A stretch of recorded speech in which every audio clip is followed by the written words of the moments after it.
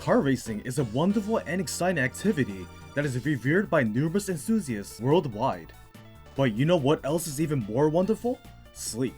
It can get tiring getting hit by a blue shell, followed by a red shell and green, and may want to immediately give up and fall asleep on the track, but you're having trouble deciding which track exactly is the most comfortable to snooze on. In this video, I will analyze every single Mario Kart 64 track and judge based on how sleep-inducing and comfy they are. Without further ado, let's snooze right in. Starting with the Mushroom Cup's Luigi Raceway, the terrain seems to be even more leveled with little to no harsh obstacles that may tamper with the racer's desire for sleep. Although the audience watching the race may be a bit noisy, as long as you bring a spare pack of earplugs, it shouldn't be an issue. On this very basic track, I'd say sleeping in the tunnel or the grassy patch on the side would be your best bet for getting a good night's sleep. Next is Moo Moo Farm. This track is much more in tune with nature compared to the last, but absolutely reeks with the unpleasant smell of manure from the cows. Not to mention the few of the mischievous Monty moles popping in and out, who are likely to disrupt your nap. It may be a bit dusty having to roll around on the ground, but if you don't mind getting a bit dirty, it should be okay. I recommend sleeping anywhere that's far away from the Monty moles.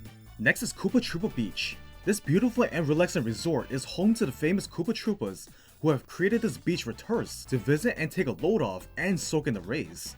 Just be mindful of the crabs wandering about. There doesn't seem to be many obstacles here other than the abundant ramps built on the beach, but other than that, it seems safe to sleep on. I suggest sleeping inside the cave behind the waterfall for a quick snooze. Plus the waterfall noise will make for great white noise. Next is Calamari Deserts. Contrary to the wet and moist beach, the Calamari Desert is home to the infamous 64 train that is indestructible and will absolutely pummel everyone who dares drive in its path. But besides that, if you don't mind the hot and scorching heat of the deserts, I'd say sleeping here will be pretty unpleasant. I'm not a fan of heat, but I suggest sleeping away from the train track for your best chance of getting a good night's sleep. Moving on to the Flower Cup with Toad's Turnpike.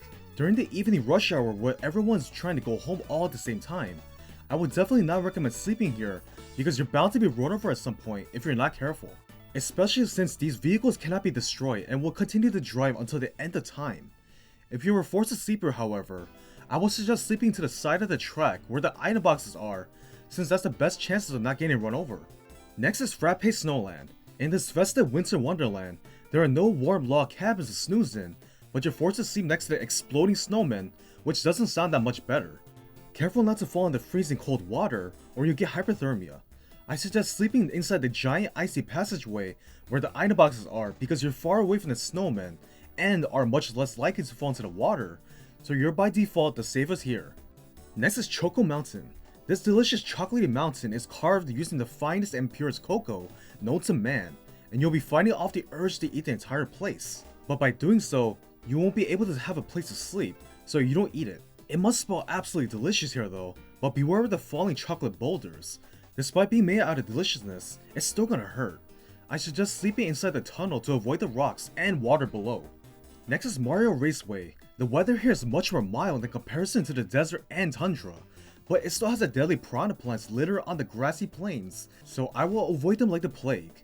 Other than that, this place seems like a great place to take a snooze cruise, especially on the grass but away from the plants. I suggest sleeping inside the pipe tunnel because there's nothing there. Next is the Star Cup with Wario Stadium. This massive stadium is home to the biker enthusiasts who are seeking adrenaline rushes with the large bumps and turns and jumps. This place may be dusty and dirty and unkempt, but if you don't mind all that, it looks like an okay place to nap. I suggest sleeping by the side of the track to avoid getting run over by the bikers. Next is Sherbet Land. We're back to the frozen wasteland, but this time there are cute penguins waddling about. The bad news is that the entire track is surrounded by icy water that is guaranteed to freeze your booty off. I would avoid sleeping on the bare ice itself, but take shelter inside the cave and bundle up with the nearby penguins for warmth. That probably will be your best bet for survival. Next is Royal Raceway. This royal track is brimming with royalty, as it is Peach's personal racing track and features the castle itself. This is one of my favorite tracks ever because of the fact that you can literally enter the castle grounds and explore it in your cart. This alone makes this track S tier. Just be careful not to fall in the water, since there's a lot of it here, and watch for the piranha plants too. I recommend sleeping next to the castle since it's not open to the public. Next is Bowser's Castle. Pretty much the opposite of Peach's Castle. This blistering and unpleasant castle is home to lava and eerie thwomps and flames. Even though it's massive and you're bound to find a good place to sleep, I still wouldn't because of the dungeon-like atmosphere Bowser has going on. I would recommend sleeping where the grass is away from the fire and the flames.